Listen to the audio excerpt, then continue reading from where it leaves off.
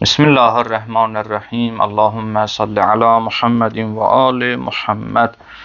Əziz müminlər, keçən söhbətimizdə dedik ki, bir şəxs bilərəkdən namazlarını qəsr qılmalı vacib olduğu halda tam qılsa batıl olar. Amma dedik, 5 surət var ki, o surəti oxuyarıq ki, görək şəxsin vəzifəsi nədir. Birinci surəti oxuduq. Bu gün də inşallah ikinci surət nədir? Onu oxuyarıq, görək. Bu halda şəxs namazını qəsr qılmalı olduğu halda tam qılsa batıl olar, yoxsa yox. İkinci surət nədir?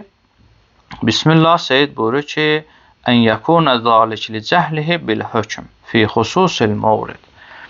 İkinci yer budur ki, şəxs bilməyibdir. Hökmə cahil olubdur. Hökmə cahil olmaq yəni nə?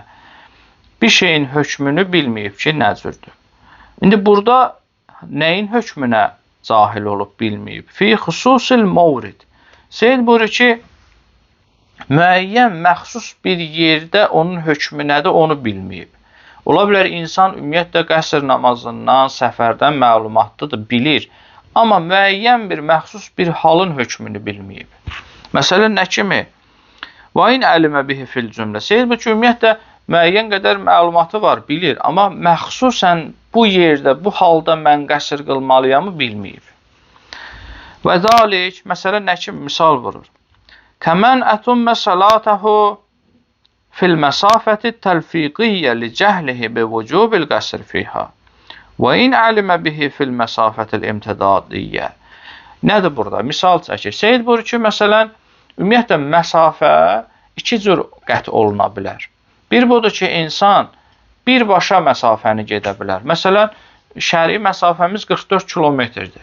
Bir var, mən məntəqəmdən çıxıram, 44 kilometr birbaşa gedirəm. Məsələn, Bakıdan rayona gedən bir nəfər bilir ki, mən 200 kilometr yol gedir. Yəni, 44'ü keçirəm, birbaşa keçirəm. Hələ rayondan Bakıya qayıtmağım üst-üstə gəlməyə ehtiyac yoxdur. Elə birbaşada 44 var. Buna imtidadi məsafə deyilir. Yəni, uzununa birbaşa getdiyim surət. Bir də var təlfiqiyyə. Getmək, gəlmək üst-üstə 44 və daha artıq eləyir. Məsələn, tutaq ki, Bakıda yaşayan bir nəfər gedir, məsələn, Sumqayıtda bir yerə. Misal çəkim aydın olsun. Ya məsələn, Sumqayıtdan biraz o tərəfə bir məntəqəyə gedir və qayıdır. Getmək birbaşa 44 deyil.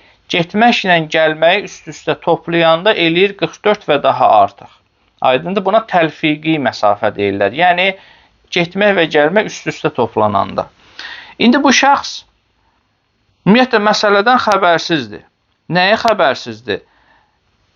Xəbərsizdir ki, təlfiqi məsafədə, gediş-gəlişdə, üst-üstədə bilməyibdir namazı qəsr qılmaq lazım. Elə başa düşüb ki, elə insan birbaşa 44 gedəndə namazını qəsr qılmalıdır.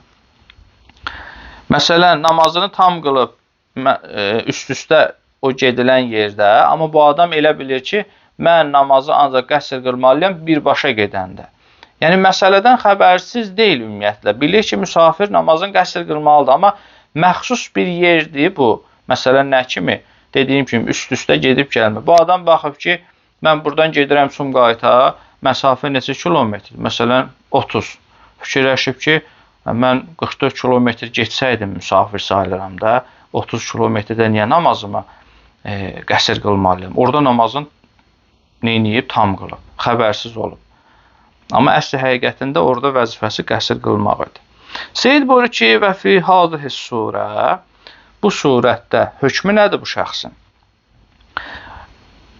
Əl-əhvətu vücubən iadətus salat iza əlimə bil hökm fil vəqt. İndi bu adam, Seyyid buyurur ki, nə qədər ki, həmin tam qıldığı namazın vaxtı çıxmayıb, bilsə bu məsələni, ehtiyat vacibi təzədən qılsın. Deyək, getdi həmin yerdə namazını tam qıldı. Bir yarım saat sonra bir şəxs ona dedi ki, qardaş, sən namazını tam qıldın. Deyir ki, bəli, tam qılmışam. Bu da buna izah eləyir ki, yox.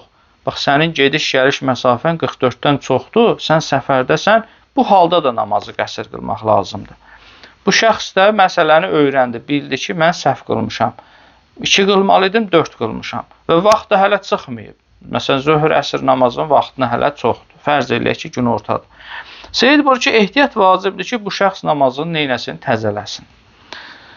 Və la təcib qədauha izə alimə bihi bədə xurucul vaxt. İndi bu vaxt əsnasında bilsə dedik təzələyəcək. Vaxt çıxdıqdan sonra bilsə necə? Məsələn, gəlib evə axşam saat 10-dur, 11-dir, bir nəfərlə danışır, bu barədə söhbət düşür, ya kitabdan oxuyur və s. Bilir ki, yox, bu cür məsafədə də namazı qəsr qılmaq lazımdır. Seyyid buyurur ki, vaxt çıxdıqdan sonra, məsələn, zöhr əsri qılmışdı o cür, indi axşamdır, vaxt çıxıb. Qəzasını qılmağa ehtiyac var, Seyyid buyurur ki, bəla təcib, vacib deyir ki, namazın qəzasını qılsın.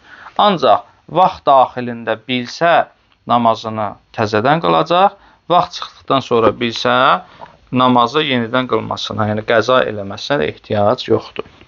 Yəni namazı səhihdir. Bu da ikinci surətdir ki, bir şəxs bilməsən namazını qəsr qılmalı olduğu halda tam qılıb, onun vəzifəsi nə idi? Onu oxuduq. İnşallah gələn çəkilişlərdə də o biri hökmləri, yəni o biri halları oxuyarıq. Vəssalamu aleykum və rəhmətullahi və bərəkatuh.